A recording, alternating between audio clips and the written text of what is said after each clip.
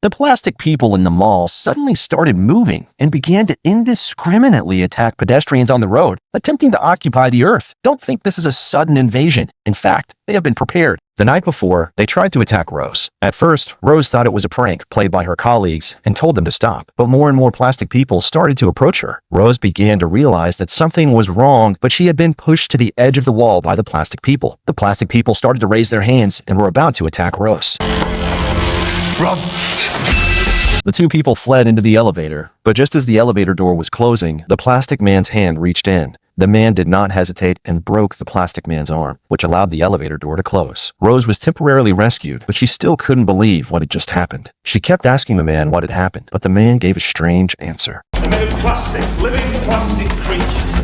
They're being controlled by a relay device in the roof. The man was going to deal with the plastic men, but before that, he sent Rose out and reminded her to stay away from the building and not tell anyone what happened tonight. Rose hadn't reacted to all the things that happened at once. She was still thinking about who that person was. Rose listened to the man's advice, ran to the street and away from the building. Suddenly, the building exploded. Rose was a little panicked and quickly ran back home. Rose's boyfriend, Mickey, rushed over immediately after receiving the news. However, Rose's experience that night was so strange. She also remembered that the doctor told her not to tell anyone what happened tonight, so Rose didn't react to their concern. Mickey was finally relieved to see that his girlfriend was fine and prepared to watch the game. Just when Mickey was leaving, Rose asked him to take the plastic hand and throw it away. The next day, Rose was getting ready to get up and start her work as usual. After her mother reminded her, Rose remembered that there was an explosion at her workplace last night. Suddenly, Rose heard a strange noise coming from the other side of the door. Rose found that it was the doctor outside. It turned out that the doctor was tracking the signal of the plastic man, and he tracked it to Rose's home. The doctor thought that there was something wrong with the sonic screwdriver and was about to leave, but was caught by Rose. She had a lot of questions to ask the doctor. Just when Rose was making coffee, the doctor couldn't stop in the living room for a moment. Suddenly, some noises came from the sofa. Just when the doctor approached to check, a plastic hand suddenly grabbed the doctor's neck. He tried to ask Rose for help, but was treated as a prank by the other party.